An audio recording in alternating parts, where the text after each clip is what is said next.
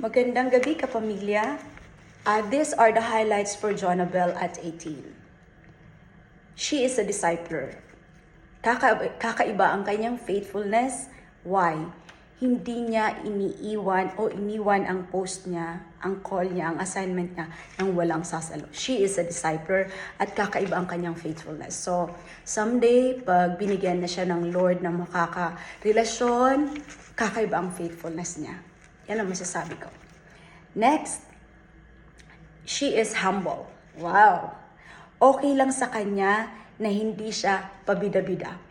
Behind the scene, kumbaga, okay lang sa kanya na for the longest time sa media siya.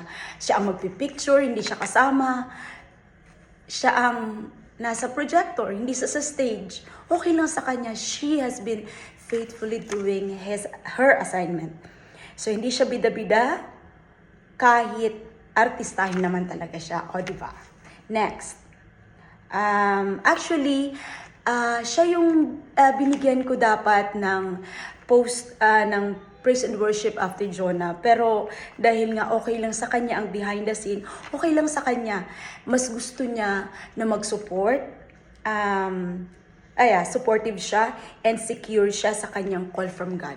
She will do her assignment humbly, simple, yung kaya niya. So, yun ang nakita ko, she is a very good backup as a friend, best friend. So, siya yun. Kung gusto mo ng best friend, kalabitin mo si Jonabel. Ayun. Another, about sa scripture and action, sa pagbibigay niya ng testimony, sa pagbibigay niya ng devotion. So, hindi siya mag-share ng Word of God dahil nabasa niya lang. Hindi siya mag-share ng natutunan dahil nabasa niya. Kung ano man ang i-share niya sa mga tao dahil na-experience niya yun. She is, didistract ako sa pocket-off. Okay. So, si Bel ay totoo, true. Sa totoo lang ang kanyang i-share. May credibility siya, no filter. Kahit mapasama ang tingin ng tao sa kanya, iahayag niya ang kanyang experience ng kahinaan, ng kasalanan, para lang maipakita niya na ang Diyos ang bumago sa kanya. So, kumbaga, magaling siya sa expository preaching, Nax.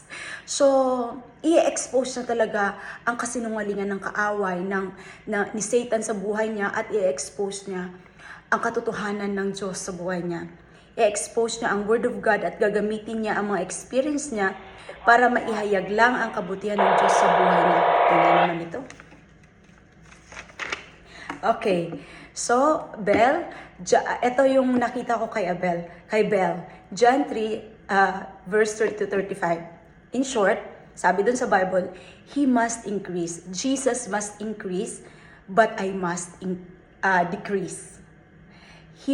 Jesus must increase, but I or Bel must decrease. So okay sa kanya na mag-decrease siya basta si Lord ay maitaas. Yun, maibaba siya at si Lord maitaas. Maasahan, dependable, inulit ko lang maasahan, dependable, kahit uncomfortable at kinakabahan. One time, alam kong kinakabahan siya, di pa naman siya sanay at marunong, sabi ko, mag-lead ka ng worship. She was shaking, but then, she did it well. Naiiyak ako. So, yun. Ito yung sa Bel. Drama. Ayun. Masyadong madrama. So, Bel, happy birthday. Naiiyak ako. I have been secretly so proud of you, pero ngayon, ine-expose ko na kung gaano ako ka-proud sa'yo. So, this is the word that I wanna share for you on your 18 hanggang 1 Timothy chapter 4:12. Bunso ka, but don't let anyone look down on you because you are young. But set an example for the believers in speech, in conduct, in love, and faith, and purity. Thank you, Bel, na kahit bata ka pa, sa pagiging Kristiyano, you have set a good example to us, even to me. Your life is an inspiration for many.